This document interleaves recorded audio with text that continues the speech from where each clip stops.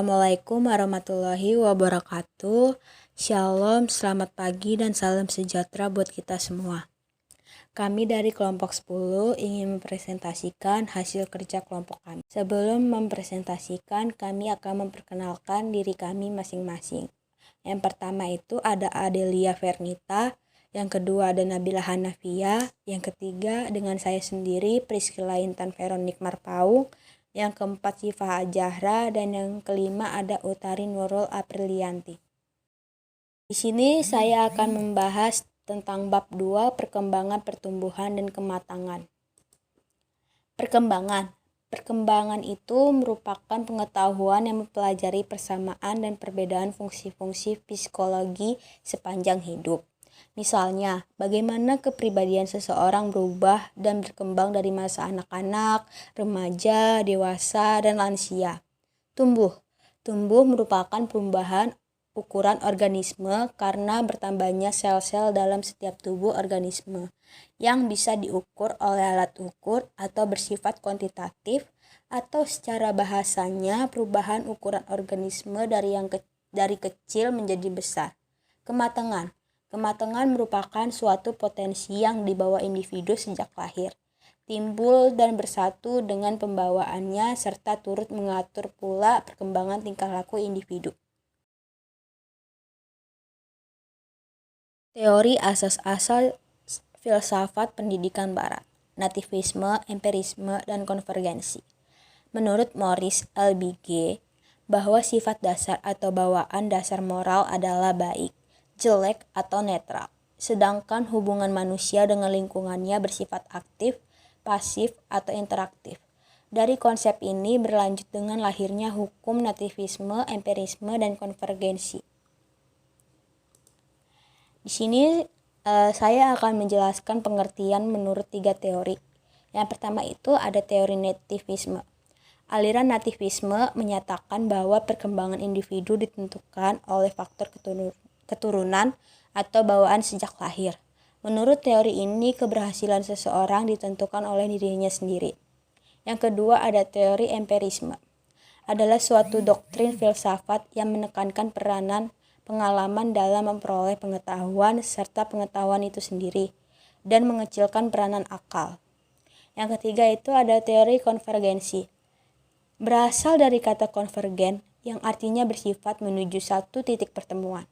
Aliran ini berpandangan bahwa perkembangan individu itu baik dasar dalam kurung bakat keturunan maupun lingkungan, kedua-duanya memainkan peranan penting.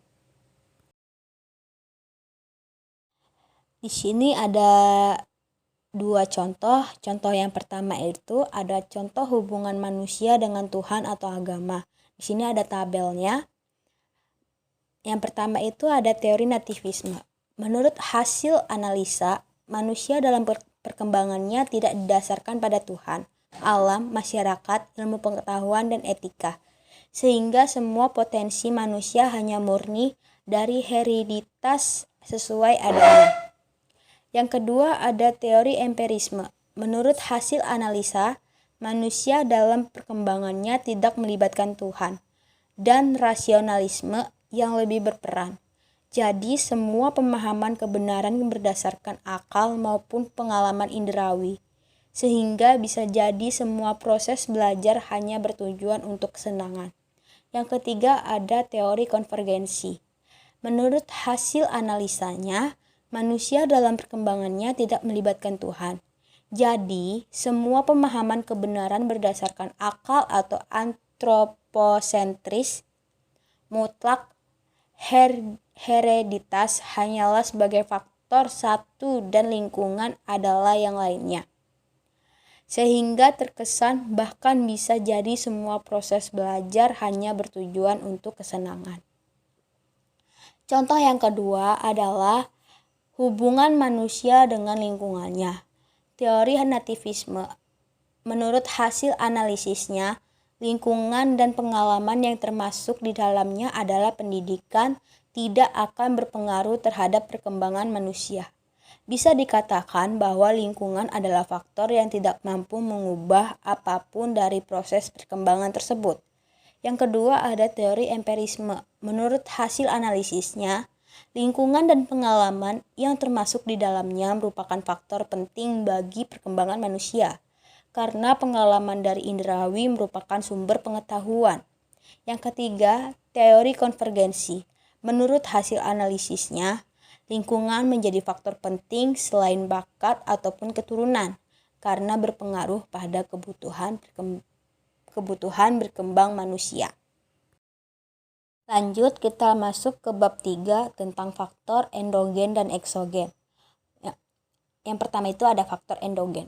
Faktor endogen adalah faktor atau sifat yang dibawa oleh individu sejak dalam kandungan hingga kelahiran.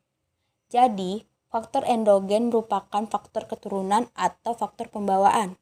Karena individu terjadi karena bertemunya ovum dari ibu dan sperma dari ayah.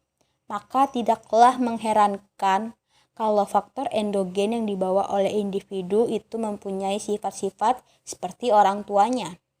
Kenyataan menunjukkan bahwa sewaktu individu dilahirkan, telah ada sifat-sifat yang tertentu, terutama sifat-sifat yang berhubungan dengan faktor jasmaniah. Misalnya, bagaimana kulitnya putih, hitam, ataupun coklat. Terus, ada lagi bagaimana keadaan rambutnya, hitam, pirang, dan sebagainya. Samping itu, individu juga mempunyai sifat-sifat pembawaan psikologi yang erat hubungannya dengan keadaan jasmaniah, yaitu temperamen. Bakat bukan merupakan satu-satunya faktor yang dibawa individu sewaktu dilahirkan, melainkan hanya merupakan salah satu faktor yang dibawa sewaktu dilahirkan.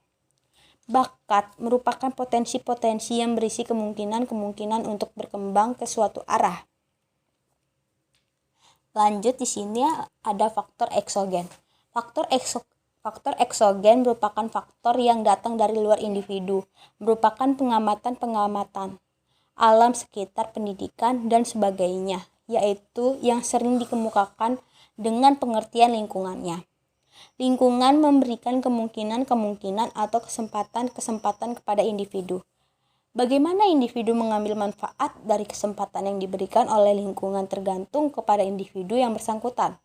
Tidak demikian halnya dengan pendidikan. Pendidikan dijalankan dengan penuh kesadaran dan dengan secara sistematis untuk mengembangkan potensi-potensi ataupun yang ada pada individu sesuai dengan cita-cita atau tujuan pendidikan. Dengan demikian, pendidikan itu bersifat aktif, penuh tanggung jawab, dan ingin mengarahkan perkembangan individu ke suatu tujuan tertentu. Lanjut, bab 4, hubungan individu dengan lingkungannya. Psikologi lingkungan atau perilaku adalah ilmu kejiwaan yang mempelajari perilaku manusia berdasarkan pengaruh dari lingkungan tempat tinggalnya, baik lingkungan sosial, lingkungan binaan, ataupun lingkungan alam. Yang pertama itu ada lingkungan fisik, merupakan lingkungan yang berupa alam, misalnya keadaan tanah, keadaan musim, dan sebagainya. Lingkungan alam yang berbeda akan memberikan pengaruh yang berbeda pula kepada individu. Misalnya daerah pegunungan akan memberikan pengaruh yang lain bila dibandingkan dengan daerah pantai. Yang kedua, ada lingkungan sosial, merupakan lingkungan masyarakat, di mana dalam lingkungan masyarakat ini adanya interaksi individu satu dengan individu lain. Keadaan masyarakat pun akan memberikan pengaruh tertentu terhadap perkembangan individu. Yang pertama, lingkungan sosial primer, yaitu lingkungan sosial di mana terdapat hubungan yang erat antara anggota satu dengan anggota lain. Anggota satu saling kenal mengenal dengan baik dengan anggota lain. Yang kedua, lingkungan sosial sekunder, yaitu lingkungan sosial yang hubungan anggota satu dengan anggota lain agak longgar. Pada umumnya, anggota satu dengan anggota lain kurang atau tidak saling kenal mengenal. Lanjut, bagaimana sikap individu terhadap lingkungan dapat dikemukakan sebagai berikut. Yang pertama itu, individu menolak atau menentang lingkungan. Dalam keadaan yang tidak sesuai ini, individu dapat memberikan bentuk atau perubahan lingkungan seperti yang dikehendaki oleh individu yang bersangkutan. Misalnya, akibat banjir, sebagian jalan terputus. Orang dapat berusaha untuk dapat mengubah norma yang tidak baik itu menjadi norma yang baik.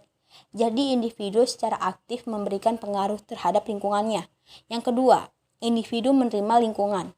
Dalam hal ini, keadaan lingkungan sesuai atau sejalan dengan yang ada dalam diri individu. Dengan demikian, individu akan menerima lingkungan itu. Yang ketiga, individu bersifat netral. Dalam hal ini, individu tidak menerima tetapi juga tidak menolak. Individu dalam keadaan status quo terhadap lingkungan. Status quo adalah keadaan dalam waktu tertentu. Keadaan saat ini dari situasi tertentu yang tidak seharusnya berkembang secara alami menuju keadaan lain. Berikut contoh hubungan manusia dengan lingkungan dari teori nativisme, teori empirisme, dan teori konvergensi. Sekian dari kami, terima kasih. Wassalamualaikum warahmatullahi wabarakatuh.